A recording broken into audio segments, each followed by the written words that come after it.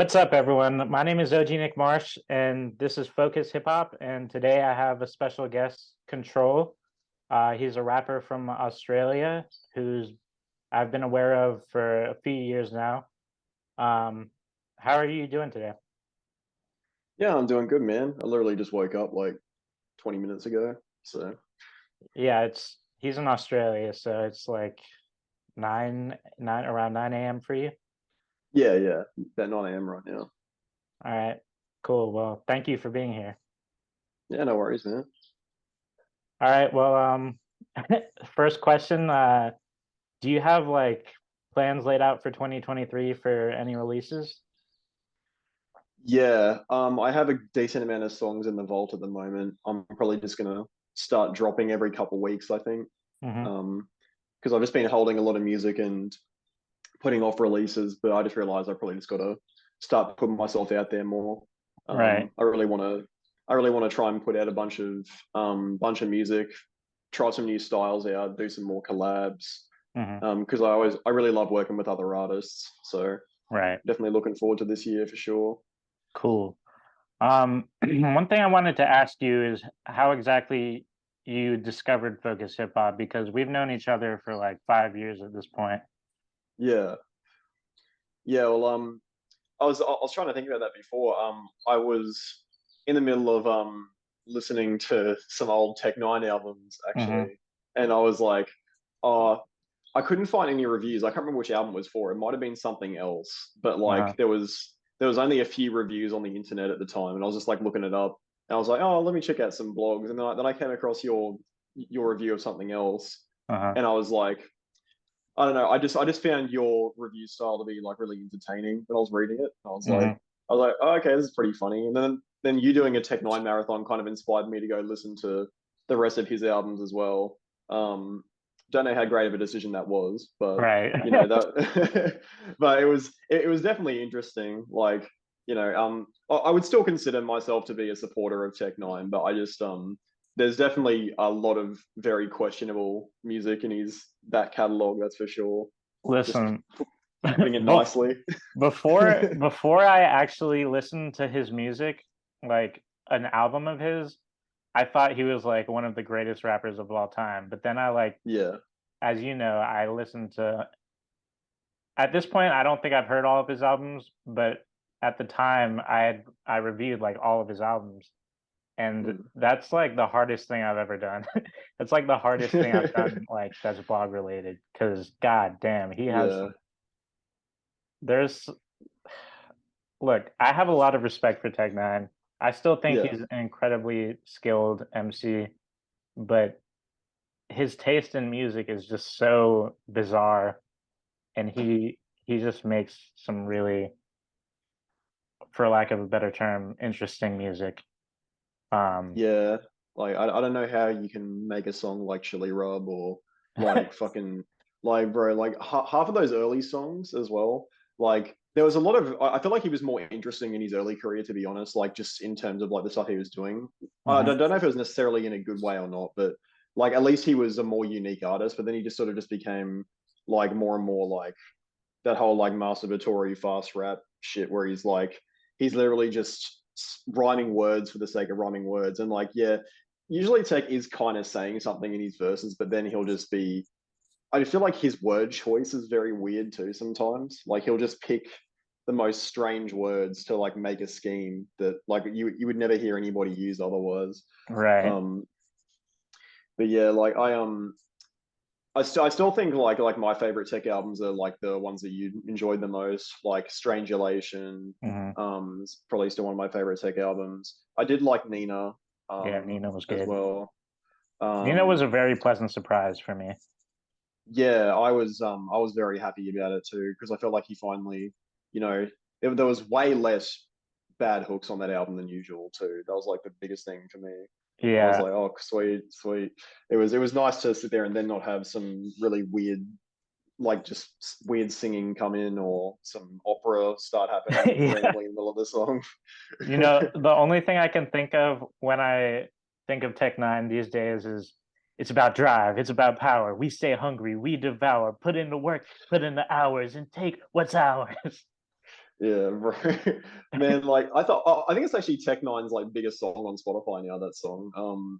Yeah. But like I was like kind of surprised it wasn't bigger at first, but then I realized it's people weren't actually listening to the song; they were just like doing the meme and just playing the meme. But then Yeah. I think more and more people started actually checking it out and playing it. I think it's got like 200 million fucking streams or some shit. Yeah, it's Um, crazy.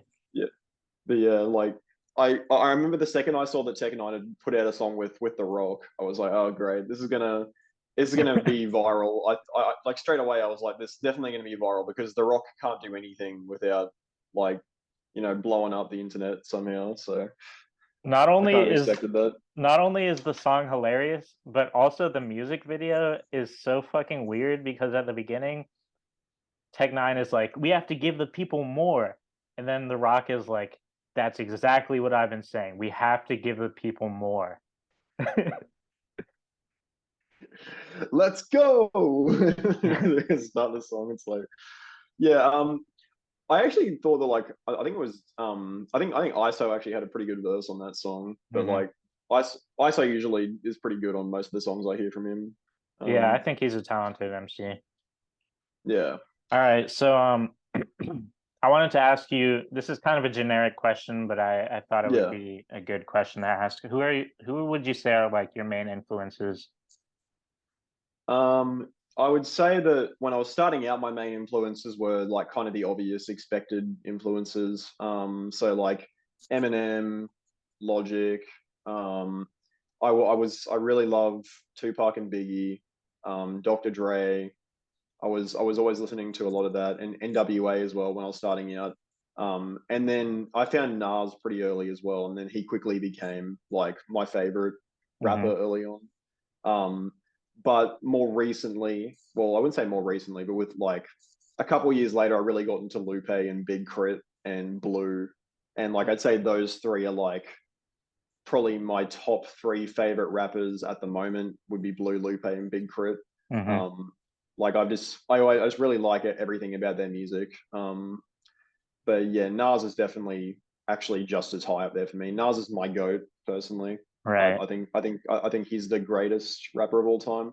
I Same. do think there are rappers that are like maybe more like better at some things than him, but most of them just don't have the overall balance he has, and a lot of them don't have an Illmatic either because like not many people do. So Yeah. Lately, I've been saying Nas is the greatest rapper of all time. Not that he has the best discography of all time, but I just think if you look yeah. at what he's accomplished in his career, then you can't really deny that he's one of the greatest of all time. Hmm. And I feel like you like his discography more than most too, because like Yeah. because like I see a lot of people like and we both love this album, but I see a lot of hate for Untitled as well. Like Yeah. I personally think that's a really great album, but Yeah, me for too. some reason people don't mess with that.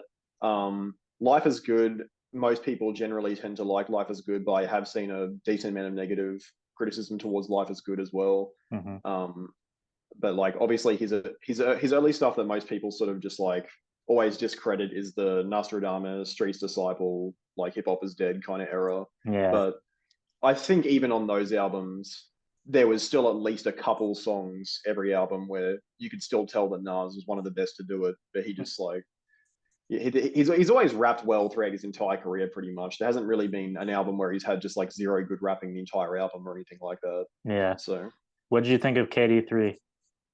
loved it. Yeah. I've loved every single King's Disease. King's Disease one, I was like, I thought it was pretty really like pretty good, a lot better than Nasir. And I like Nasir more when it came out, I think. But yeah, like KD3 to me was kind of exactly what I was hoping it would be. Um, I still really love KD2 as well. I think Hmm. KD2 and KD3 are about equal for me, to be honest. But I, I just think they're both amazing albums, and I they were see. my album of the year both years they came out. So Cool. Do you have any inspirations who aren't actually musicians? yeah, that's a good question actually. Most people I look up to are musicians, I would say, but you know, being Australian, obviously Steve Irwin was a big inspiration of mine as a kid. Cool. You know, yeah, like I used to love Steve. I also am a big fan of Eric Thomas as well. He's like a motivational speaker. I've watched a few times. Okay. Um, and Gary V is somebody who actually like when I was starting out, he gave me like a lot of ideas and a lot of inspiration on how to like approach like making music and how to approach just like social media and stuff like that. Like I know some people got kind of like mixed opinions on Gary V. I don't know what your opinion is on Gary V or if you know anything about him, but I know who he is. I don't really have an opinion of him. yeah. Well, like he's kind of just like he is like a motivational like speaker slash entrepreneur type, but he's just like a very like grounded, like realistic kind of dude. Like he's pretty much like no bullshit. He'll just say that sometimes there's no secret. You just got to put your head down and work. There's like, you know, that's kind of his mentality in life. Like no excuses, have Hmm. accountability for everything. Um, but like always try to stay positive and spread positivity. And that was his like whole motto, more or less. And he gave me this idea starting out called the $1.80 strategy, where it's like you would leave your 2 cents on 90 posts a day. So you'd like basically just comment on 90 people's posts in hashtags relevant to your like to your genre basically that you're working on. And doing that, I got my first like that was how I got my first 2,000 followers on Instagram. Was literally just like commenting on people's posts every day, interacting with people, making friends in the community. Hmm. And it was one of the best things I ever did because there's still people from that year and a half I was just doing that basically every day that I still talk to today, still listen to my music, still stream my music. Right. Um, I met artists that way that I ended up working with and being friends with. Hmm. So yeah, like I would say that. And this is a musician, but my friend Samad Savage is one of my favorite people in general as well because he's just like a really hardworking, nice dude, and he inspires I me was as gonna well. ask about him. Who is that guy? Yeah, so Samad is he's a rapper from Newark, I think St. Francis or Newark, New Jersey, and Hmm. I came across him through Twitter replies actually. Like he was just like putting himself in Twitter replies, and he had like an Off D's remix and a Sicko Mode remix at the time, Hmm. and he was just like, I thought, wow, this guy's really dope.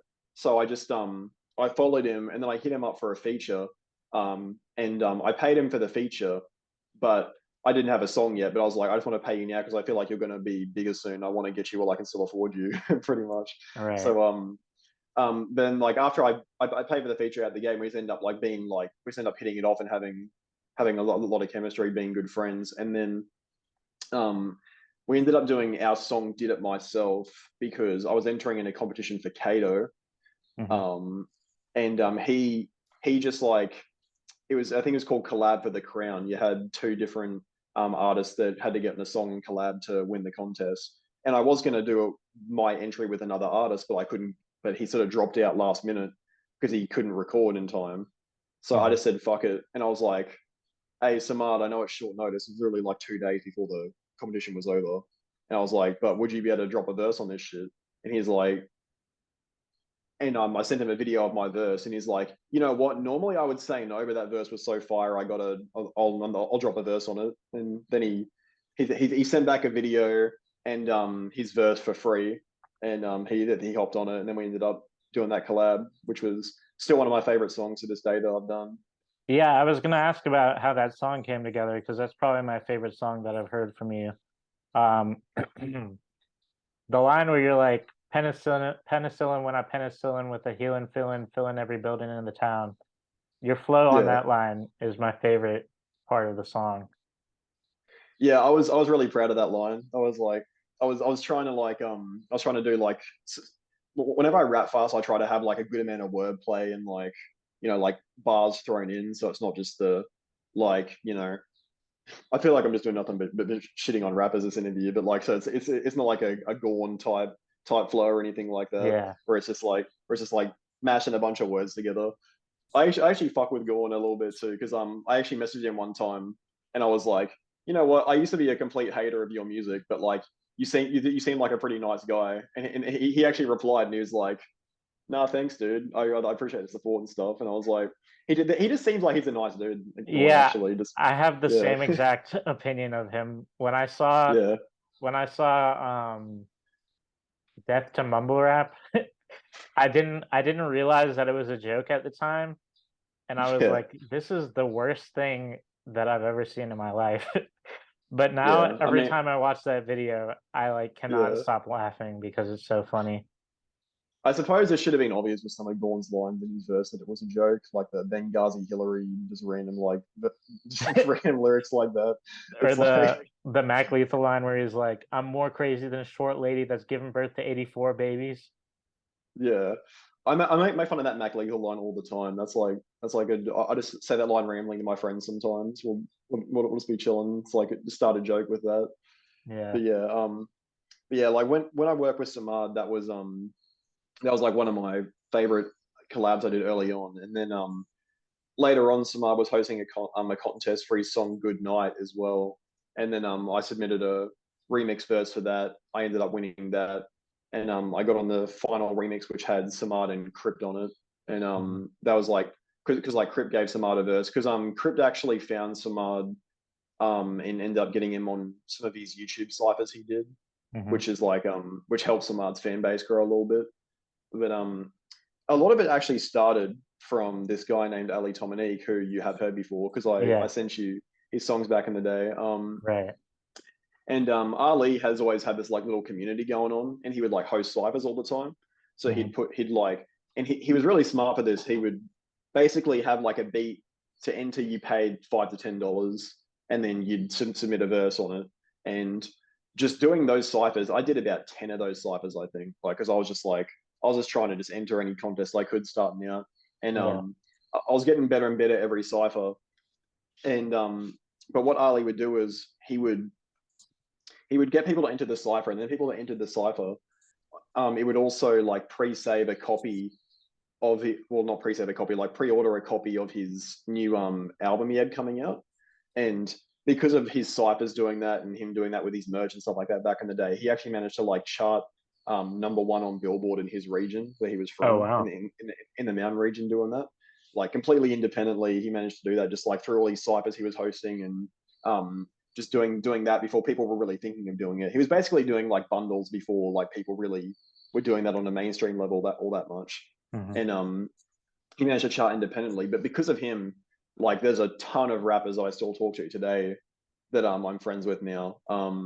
Like there's this amazing rapper Lex Bratcher who entered in those contests, and Hmm. I'm friends with her to this day, Dizzy A.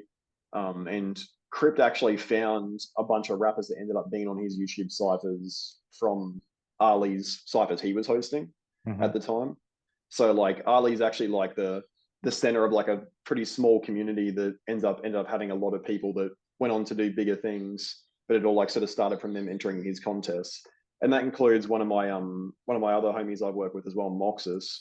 Um I did my song Bitch No Way with him and I did my song Exotic with him. But Moxus he started off doing Ali ciphers as well, and now Moxus is like completely making a living off music. He has like 100 million streams or something like that. Like Oh wow. he's doing yeah, like Mox is doing really well for himself. He's doing better than basically everyone in the YouTube community, more or less. I would say for the most part, like he's done really well for himself. But That's I'm crazy. working some more with Moxus this year as well because like Moxus is again somebody I hit up for a feature, and I just ended up getting along with him, end up becoming friends, and now we just make songs and we have a good relationship now, which is dope.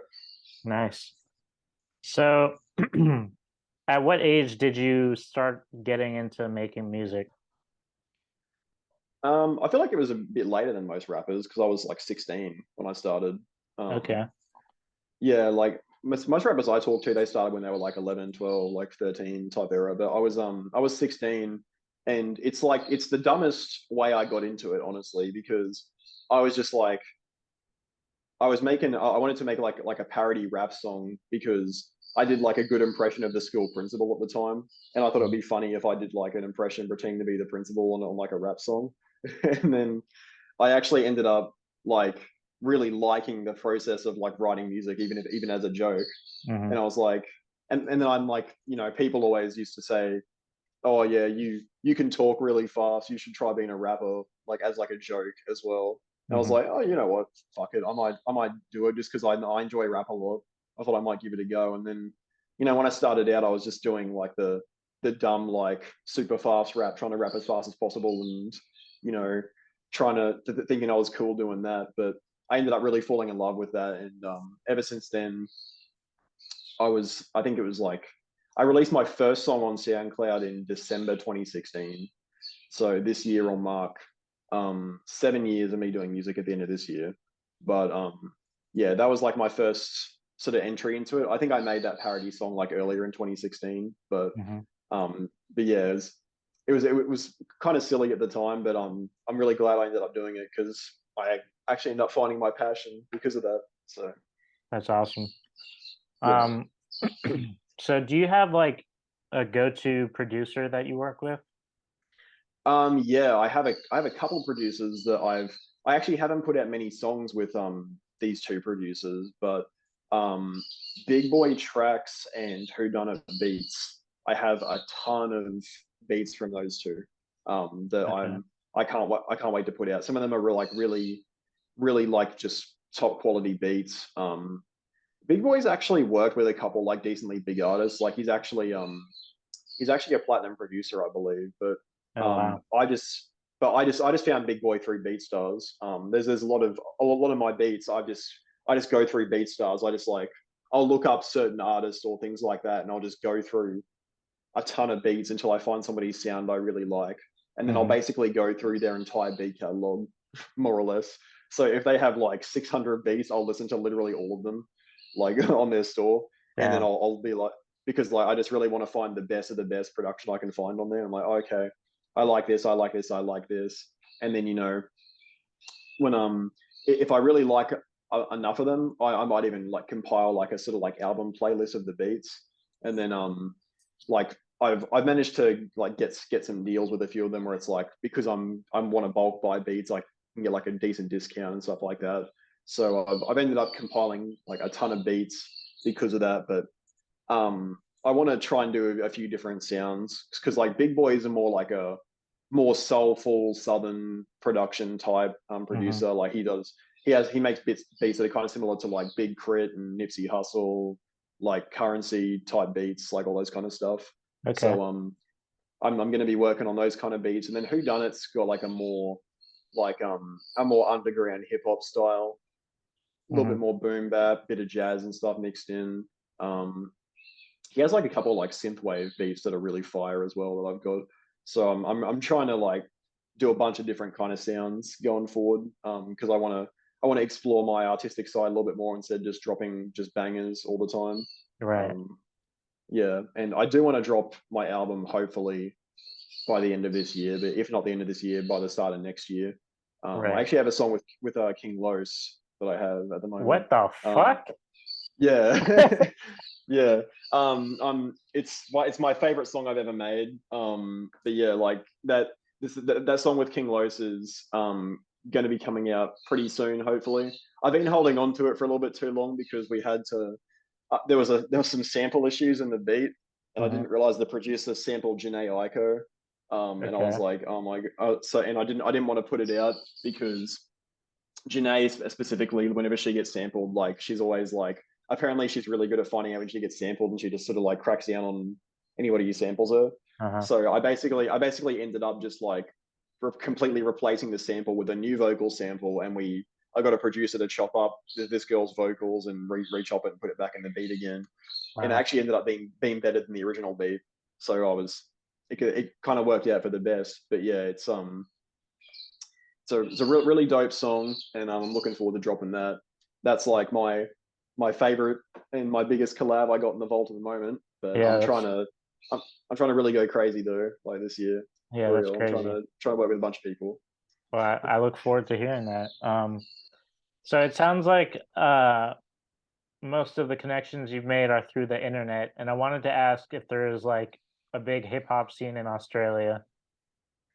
There actually is a pretty big hip hop scene in Australia, but it's not like it's I wouldn't say it's the dominant force, it's definitely one of the biggest like scenes in Australia for sure. I would say Australia's got a lot of like indie rock and indie pop music that is like quite big here. Hmm. Um, we have this radio station called Triple J, which just like they do a bunch of different kinds of artists, and they have this thing called Unearthed, where it's like they basically like local artists just submit their music and they sort of have a chance to get played on the radio if they put it on there and people mess with the music on there.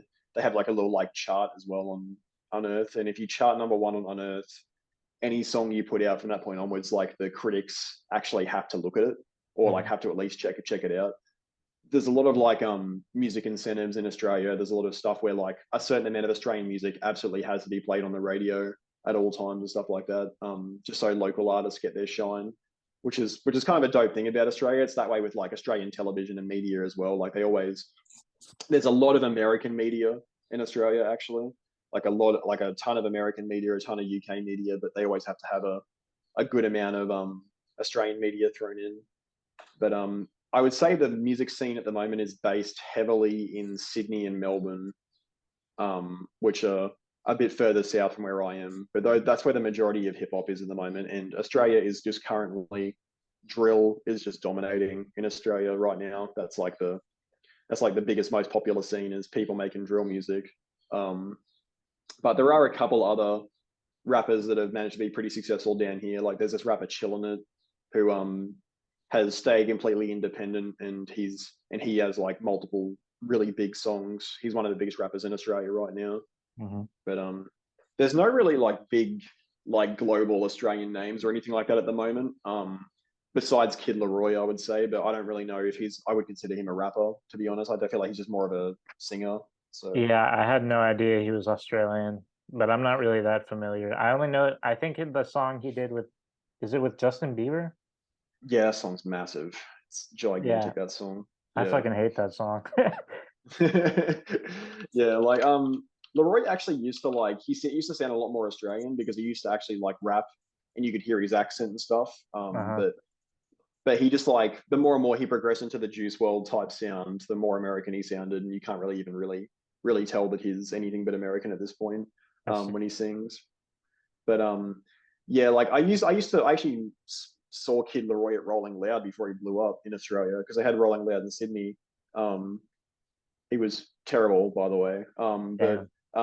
But Leroy was actually good, but like the Rolling Loud show itself was like not good.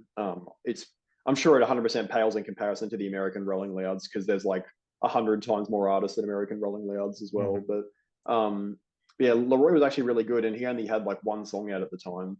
He had like 30,000 monthly listeners or some shit, and then literally like a few months later, he put out like a music video with Cole Bennett, and then from that point onwards, it was just Right. straight trajectory upwards. Then it's like another song with Lil Tecca, and then eventually he put out the song with Juice World as well, and it Hmm. was just like just kept climbing. Then he put out his debut album, and he got bigger there. Then he put out like another EP, and then he put out the song with Justin Bieber, and that's when he like just really exploded. Like after that point, Hmm. um, I didn't mind that song at first. I thought it was okay, but then it's like the more I hear that song on the radio, I just can't escape from that damn song. It's always playing at the cafeteria at my university. Oh yeah, yeah. Like it's just playing all the time. When I was at university as well, like it was just I heard that song all around the campus. People playing it. Cars would drive past, and I would hear that song playing in, and it's like anytime an Australian artist, especially like works with somebody big, like the radios just play them 3 times as much as they do anything else because they're just trying to like it'd be like, hey, look, guys, an Australian artist has a big song, and then they just play it a billion times. Right. Um, would you say that there's like an essential classic Australian hip hop album that you would recommend? Uh, I mean, like I'm sure a lot of Aussies would disagree with this, but I personally don't think there's like that much super high quality hip hop in Australia yet. I feel like Australia is still very lost for its artistic identity in Hmm. terms of hip hop right now. Um, I do think that in terms of like technical ability, I would say that Chillin' It is a pretty good rapper. He like his album Women, Weed and Wordplay has a few like solid songs on it. Um, but like for the most part, I don't really think there's that many like super great or iconic Australian hip hop albums. The group Hilltop Hoods is like a pretty well renowned Australian group. They do have a song with Black Thought, which is Oh pretty wow. good. Um, and like they have like a couple songs like they have like pretty good flows and stuff like that. But they are like quite like a they do have a lot of pop appeal. They're quite a poppy group as well. There's not really Okay. very many like hip hop, like just true 100% hip hop groups that aren't trying to do a little bit of the pop thing, aren't trying to do a little bit of the drill thing, you Yeah. know. But I am sort of hoping to like eventually change that and put out some of the best music in Australia. That's kind of my goal. Hmm. But yeah, at the moment, like there is a lot of talented artists, but I feel like a lot of them are still sort of reaching that point where they're cementing like some high quality classics and albums and stuff like that. I feel like there's just a lot of people who just don't really understand hip hop in Australia, but still do it anyway. If that Hmm. makes sense, like just people who just sort of it's I guess it's sort of the same thing in America too. There's just like some rappers over there where it's just like you can just tell they don't understand hip hop at all, just based off the way they approach music and things like that, and just the way they talk about hip hop and like I mean like Post Malone for example when he was talking about like hip hop's not a genre you go to feel things. I think Yeah. is what he said in an interview one time, and I'm like I don't know how you can be in this genre and say something like that. Like that's just Yeah. insane to me. Like Yeah. That's. I mean, I've never. When okay, I'll admit, I don't think Post Malone is that bad anymore. But when mm. when when White Iverson came out, I was like, "Fuck this guy." I hate that era of Post Malone. I don't like that era of Post Malone at all. Like when he first came out, I was like, I do not like this dude at all. Uh, I thought he was bad. I didn't mind his beer bongs and Bentleys era actually. Like I thought there was a few like solid songs on there. Like I did like and still do like Rockstar. I think I think yeah, I like I that think song too. I think that's a good song. He's had a couple of good songs since then as well, but his latest album was really really not good though. But yeah, like I do like Post Malone as an artist overall. I would say, but I just think like sometimes, and he seems like a nice guy too, which is the sad thing. Like he actually does seem like he's a genuinely like cool dude, but it's just a shame that somebody like that is like putting out a message of hip hop not being a genre you go to feel. Like that's just complete bullshit to me. Yeah. Um. So we got like 5 minutes left in this Zoom meeting.